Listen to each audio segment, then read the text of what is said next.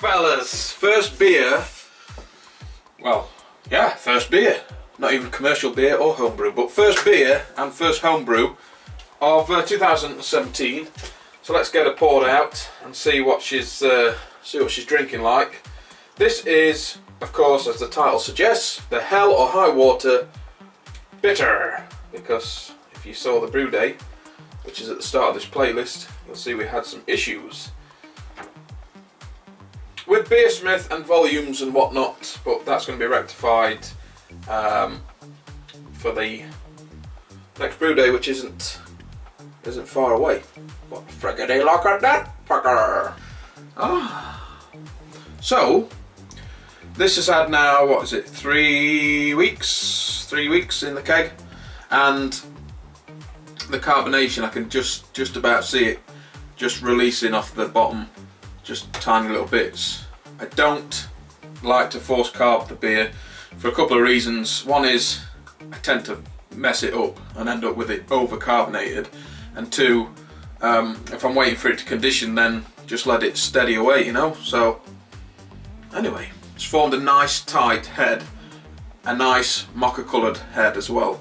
Oh my goodness me, how I've missed thee. So the reason why I haven't been drinking in 2017 so far, I know it's only been a week, but I've been on call, I've been working, so I worked before New Year's Eve, worked through New Year's, and sort of the first week back at work I've been on call at night, and it has been a blinder. Been out every night near enough at like 1 o'clock in the morning, 2 o'clock in the morning. So now I'm done, I'm off call. Now I can get into this and tell you what I think, and it'll be interesting to see how it's developed in that last sort of week or so.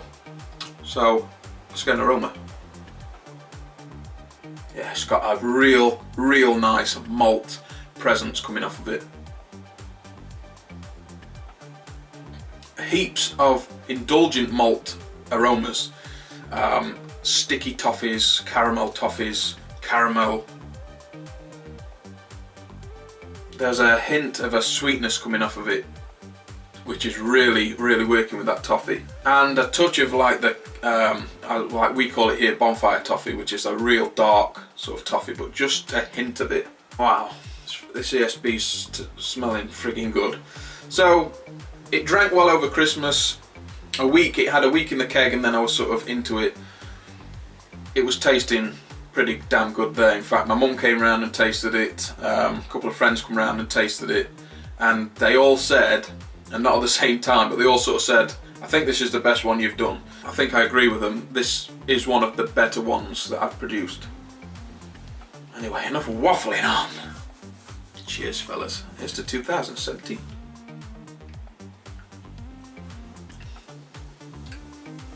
Oh my goodness. Well, a week into conditioning, when I was drinking it around Christmas, there was a noticeable sweetness to it. Not overly sweet, not a sweetness where it sort of hadn't finished fermenting out or anything like that, but there was a nice sort of sweetness that played well with the toffee, and the sweetness is still there, but as expected, the yeast that's probably still in there is sort of finishing off a tiny bit. But I can say that the malts have definitely become more complex in that extra sort of 2 weeks. There's a real nice, almost like a rummy raisin flavour that works really well with the toffee. Yeah, same on the flavour and the aroma. Big chewy toffee notes, really slick indulgent caramel, and the mouthfeel is pretty damn close to perfect for what I was wanting. It's not heavy, it's not cloying, but it's no way a light beer.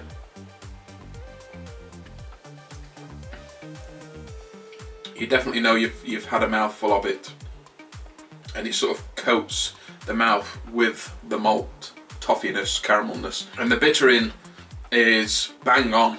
I know a few people were saying in the brew day video, because we had to boil it for 2 hours instead of an hour, and because I'd added the bittering additions straight away as the boil sort of got past the hot break, so the bittering addition had been in there 2 hours instead of an hour. People were saying, could it increase the bitterness?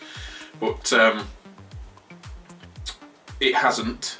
It's not interfering with the malts. It's not interfering with this nice, slick, smooth experience from the taste and the mouthfeel.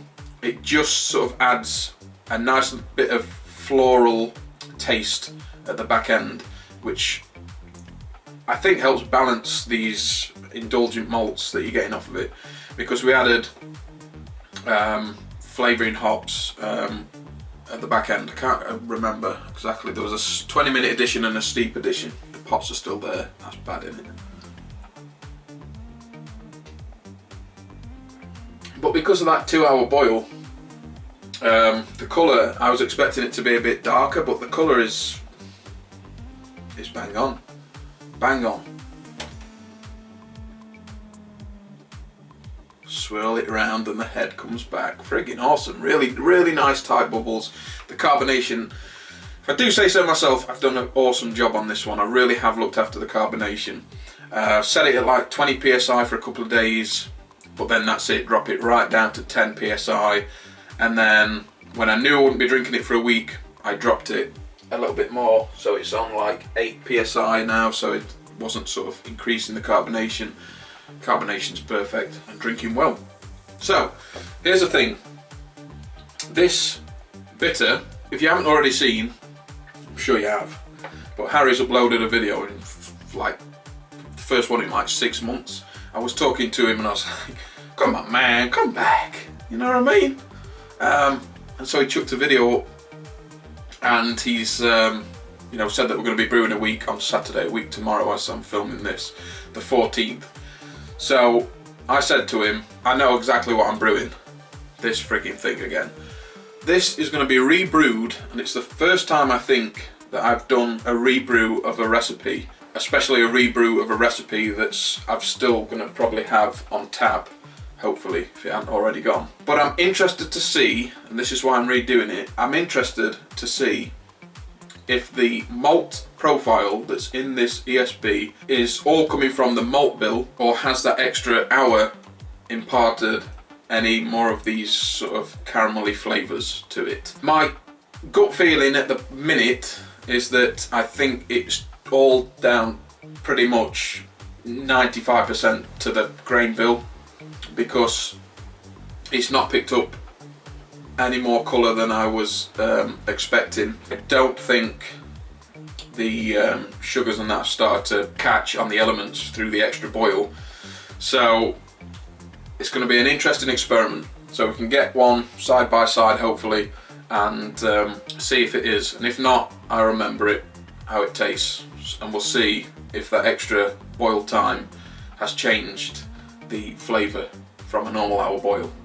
Because if it has, this is what I want to get to, and I don't want to be doing 2-hour boils obviously, so I'll need to go back to the recipe and alter the grain bill to get it to this without doing a 2-hour boil. But that's it fellas, the Hell or High Water bitter. If you like your bitters man, and you like your indulgence, you know, real special toffee like, caramel like bitters, definitely give this a shot. Go to the first video where we brew it up.